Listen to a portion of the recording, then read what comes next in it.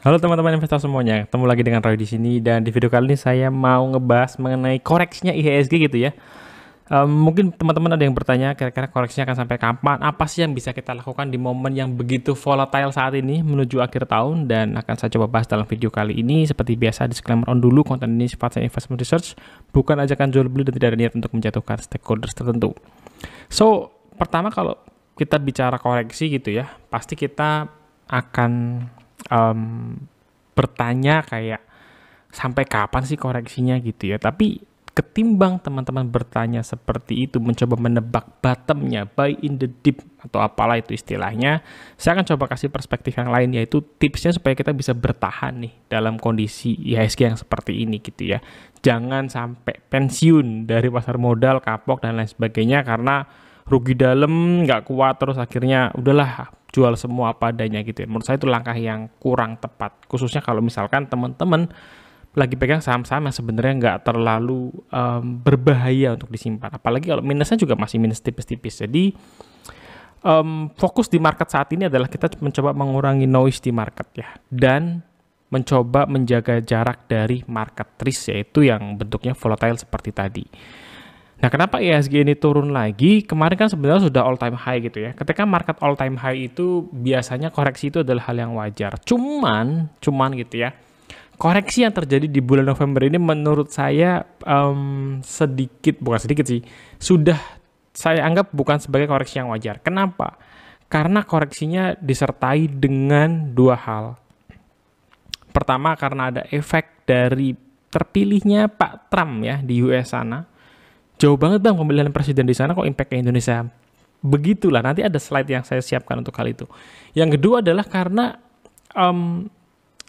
penurunan IHSG sekarang ini disertai dengan aksi jual dari para investor asing yang sebenarnya 2 bulan terakhir sempat masuk dalam jumlah yang besar. Sekarang mereka out lagi gitu ya, out lagi. Dan ini ada kaitannya dengan terpilihnya Presiden Trump di US. Apa yang bisa kita lakukan? Sebenarnya saya sejak bikin konten 2 bulan terakhir saya selalu bilang jangan FOMO gitu ya. Slide ini mengenai jangan FOMO, saham yang sudah naik tinggi dijual dulu, positioning terhadap portofolio dijaga, tetap sedia cash, itu selalu saya sampaikan dan terjadinya di awal November ini gitu ya. Kalau teman-teman membuat keputusan yang sama seperti yang saya lakukan, harusnya saat-saat ini nggak terlalu memusingkan gitu ya.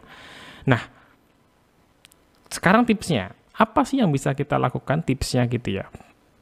Dalam kondisi apapun saya selalu sedia cash. Kalau kondisinya normal biasanya 5-10%, sedikit lebih menantang up to 20%, dan kalau kondisinya lebih tidak menentu biasanya sampai 40%. Nah, tanpa kesengajaan tersebut gitu ya, karena mungkin saya melihat target dari beberapa saham sudah tercapai dan lain sebagainya, maka posisi cash saya sekarang cukup besar gitu, mungkin sekitar 35% menuju 40% gitu ya. Apa yang saya lakukan dalam beberapa bulan terakhir adalah rebalancing portofolio melalui taking profit. Beberapa saham-saham yang sudah lama nangkring dan proyeksi proyeksi capital gain ke targetnya sudah mulai dekat, saya jual-jualin dulu gitu ya. Jadi kalau teman-teman bisa melakukan hal tadi bagus, atau yang kedua teman-teman juga bisa top up rutin ke RDN gitu ya. Artinya apa? Mungkin modal kalian awalnya 10 juta, cashnya tinggal 1 juta, tapi bulan ini kalian top up lagi nih 2 juta lagi. Jadi otomatis cashnya nambah gitu ya. Contoh case yang saya lakukan beberapa bulan terakhir ini adalah ini hanya contoh case teman-teman ya, tidak ada menggiring opini dan lain sebagainya, karena buat saya menjual satu emiten yang bagus dari portofolio atau mengeliminasi saham itu juga hal yang sulit gitu ya. Tapi kan perlu dilakukan karena saya ngelihat bahwa ada momen-momen tadi gitu ya, momen-momen ada pemilu, ada pelantikan presiden baru, dan harga komoditas yang mulai bergerak naik gitu ya. Jadi saya ambil contoh adalah case komoditi, di mana saya akhirnya jualan dari United Tractor. Padahal United Tractor di projection target saya itu cukup panjang, masih 35.000. Artinya di harga sekarang masih ada kurang lebih sekitar 25%-an lah ya. 25%-an untuk bisa taking profit penuh gitu ya. Pinginnya saya di 35.000. Tapi karena situasinya sedang membutuhkan rebalancing, rekomposisi portofolio, saya coba untuk compete segmen sektor komoditas, satunya batu bara, satunya sawit gitu ya. Dan saya pilih untuk tetap stay di sawit ya. Saya nggak sebutin nama sahamnya. Sawit dan consumer goods menurut saya proyeksinya masih cukup panjang, lebih dari 25%. Artinya saya saat ini mengorbankan emiten yang sudah posisinya untung, floating profit, dan saya memilih stay di saham yang proyeksi MOS-nya masih lebih panjang gitu ya, masih lebih panjang. Dan proyeksinya lebih dari 25%. Dua sektor ini yang masih saya cukup favoritkan adalah sawit dan consumer goods. Kapan-kapan kita akan bahas gitu ya, kenapa dua sektor ini itu menjadi favorit saya saat ini. Nah, kalau kita pindah ke sisi IHSG-nya gitu ya, IHSG volatile turun 10% dari all time high-nya. Masalahnya sentimennya banyak banget teman-teman ya. Tapi dua sentimen yang saya jadikan catatan dalam video kali ini adalah mengenai kebijakan pemerintahan baru dan terpilihnya Pak Trump sebagai Presiden Amerika Serikat. Terpilihnya presiden baru sudah kita prediksikan gitu ya, karena pemilihannya di bulan Februari, lalu sudah quick count, menang segala macam gitu ya. Sektor-sektor konstruksi yang diperkirakan lanjut sudah mulai bergerak waktu itu. Tapi ada hal-hal yang tidak expect oleh pasar gitu. Contohnya apa? Contohnya adalah kebijakan pemerintah baru gitu ya Pak Prabowo untuk menghapuskan utang 10 triliun sektor mikro gitu ya. Di mana sektor mikro itu ada kredit macet dan kredit macetnya mau dihapuskan. Itu nanti akan saya bahas di video satu lagi. Saya mau ngomongin BBRI di sana. Tapi saya pindah fokuskan ke Donald Trump nih, case-nya Donald Trump. Karena menurut saya case-nya Donald Trump ini men-take over sentimen-sentimen bagus yang sebenarnya sedang ada di IHSG. Contoh sentimen bagus di IHSG itu apa Bang belakangan ini? The Fed nurun bunga 25 basis point, nggak ngaruh. Sentimen ini yang sebenarnya menurut saya kalau tidak ada pemilihan presiden di US, menurut saya bakal makin ngacir banking dan properti. Tapi karena presiden di US baru terpilih gitu ya, dan yang terpilih adalah Donald Trump yang mana sangat pro terhadap bisnis di United States, maka ya efeknya adalah banyak sekali outflow money foreign yang keluar dari emerging market, salah satunya keluar dari Indonesia. Kebijakan Trump yang diambil saat periode pertama itu nggak jauh-jauh dari mengurangi pajak korporasi gitu ya. Artinya perusahaan-perusahaan US yang tadinya bayar pajak gede menurunkan laba bersih dipotong gitu ya, disupport oleh Trump. Akibatnya apa? Labanya bakal lebih gede lagi. Kalau bisnis di US bagus, ya investor-investor akan stay di sana. Kalau mereka mau stay di sana, mereka tarik dulu uangnya dari emerging market gitu ya. Kurang lebih logikanya seperti itu. Lalu Trump juga lead kepada volatility terhadap situasi politik, di mana waktu periode pertama dia banyak konflik dengan Xi Jinping, presiden dari China gitu ya. Ini repot juga nih, ditambah waktu itu Pak Trump ini suka banget nge-tweet gitu ya. Nge-tweet ini, nge-tweet itu, dan pasar benar-benar volatile saat itu. Tetapi sebenarnya teman-teman, saya mau ingatkan lagi gitu ya, bahwa kalau kita menjalankan 3 hal ini di dalam pemilihan saham kita gitu ya, kita nggak perlu pusing sih. Perusahaannya bagus, harga yang kita beli, kita masuk di harga yang bagus, momennya bagus. Kalau teman-teman melakukan 2 hal aja dari 3 kriteria ini, teman-teman rasanya ketika ketemu situasi yang momentumnya sedang panas, sedang negatif seperti ini, nggak terlalu pusing. Dan kalaupun minus gitu ya, saya rasa minusnya nggak terlalu dalam lah ya. 5%, 10% maksimal dari kapital, saya rasa masih sangat oke gitu ya. Dan kenapa 3 hal ini penting? Karena kalau teman-teman milih perusahaannya bagus, kalian nggak perlu takut untuk ngeholdnya meskipun sedang dibawa turun gitu ya.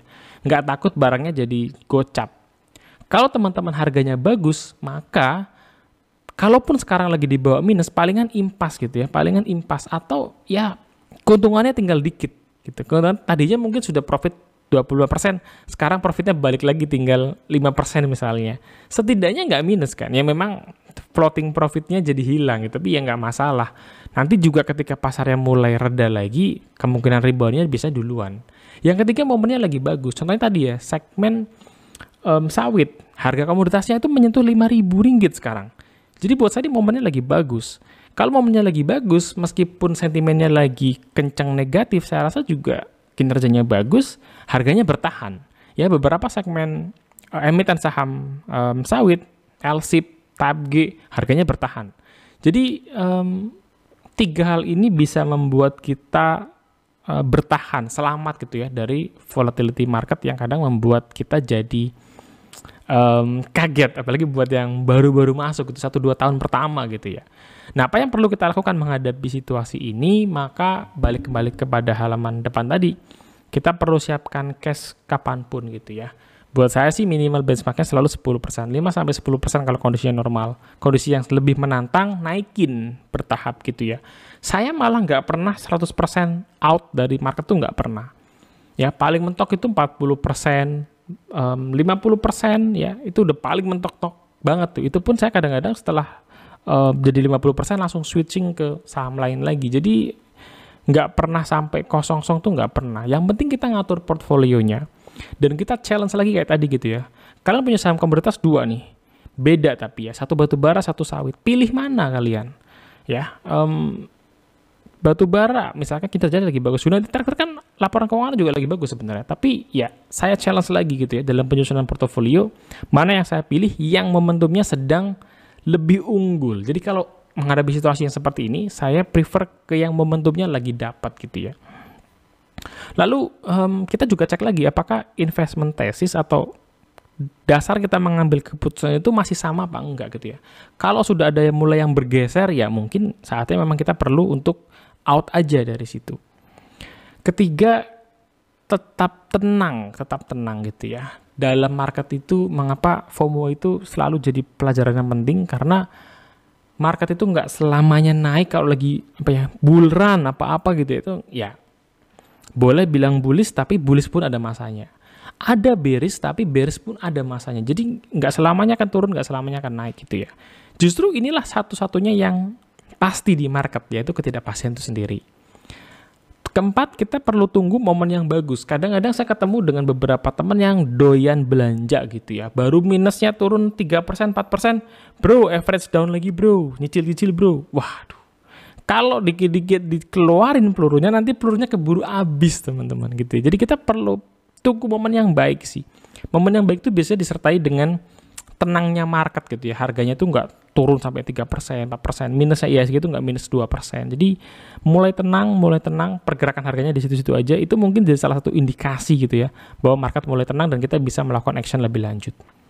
Dan untuk menutup video kali ini, saya akan tekankan mengenai pentingnya psikologi di slide terakhir.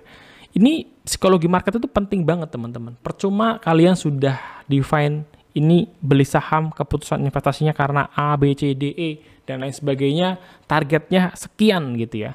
Tapi ternyata kalian nggak kuat ketika ngelihat harganya hijau. Ada loh, ada orang yang nggak kuat ketika melihat harga sahamnya sudah naik. Kenapa dia nggak kuat? Karena dia ngerasa dia takut kehilangan floating profitnya. Kayak tadi misalnya, ada saham yang sudah dibeli untung 20%. Padahal dia targetnya saham ini naik 50%, atau bahkan naik 100%, naik bigger. Tapi karena dia ngelihat, wah udah hijau nih, jangan-jangan minggu depan turun lagi, balik di harga impas, gimana nih? Ya udah deh taking profit gitu ya. Kalau kayak gitu kalian dapat duit gedenya kapan? Kalau dikit-dikit dijual.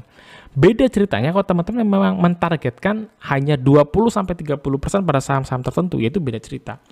Tapi kalau kita sudah set targetnya, ya biarin gitu ya, stick sama rencana yang kita susun. Jangan biarkan market noise itu men-take over keputusan-keputusan kita gitu ya. Apalagi dalam kondisi psikologi yang lagi terganggu gitu ya, karena tebaran fear di market yang banyak dan lain sebagainya.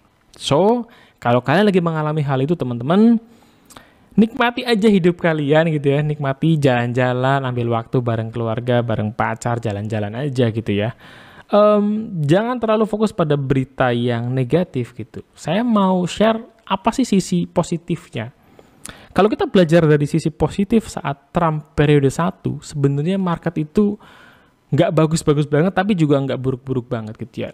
Volatile iya, karena momen-momen Pak Trump ini suka nge-tweet iya, tapi buat saya bukan big deal gitu ya. Big deal itu artinya gini, bener-bener nggak pasti gitu. Contoh apa yang bener-bener nggak pasti? Pandemi orang bilang wah pasti akan berlalu, pasti kesempatan seumur hidup, setuju gitu ya. Tapi kalau kita balik ke masa itu, terus teman-teman jadi salah satu korban, mungkin keluarganya jadi salah satu korban, nggak mudah buat mengambil keputusan investasi gitu ya. Nggak mudah, itu bener-bener situasi ketidakpastiannya kenceng banget tuh saat pandemi. Tapi untuk case kali ini dengan terpilihnya presiden baru di Indonesia, presiden baru di US, menurut saya bukan a big deal. Saya rasa market masih akan tetap bagus ke depannya. Yang penting ekonominya bagus, makroekonominya bagus, kebijakan-kebijakan pemerintah pro untuk pertumbuhan ekonomi, dan saham-saham yang kita pegang bisa perform gitu ya, kinerja bisnisnya bagus. Dan Presiden Trump ini akan dilantik di pertengahan Januari gitu ya. Itu momen-momen yang berdekatan dengan rilis full year season, earning season 2024. Mudah-mudahan emiten-emiten yang kita pegang juga kinerjanya kinclong-kinclong dan harga sahamnya kemudian naik lagi. Apa istilahnya, January effect gitu ya. Let's see sampai di bulan 2, bulan 3, bulan 4 kondisi IHSG seperti apa, apalagi ada momen lebaran. Ramadan biasanya sektor consumer goods juga akan naik di sana. Mudah-mudahan jadi katalis yang bagus buat IHSG dan buat emiten-emiten yang ada di portfolio kita. Sampai ketemu guys di next video. Jangan lupa untuk subscribe, share, like video ini. Dan kalau kalian mau ada pertanyaan, diskusi di kolom komentar, feel free. Saya senang jawabin pertanyaan teman-teman semuanya. God bless you guys. Sampai ketemu lagi. Bye-bye.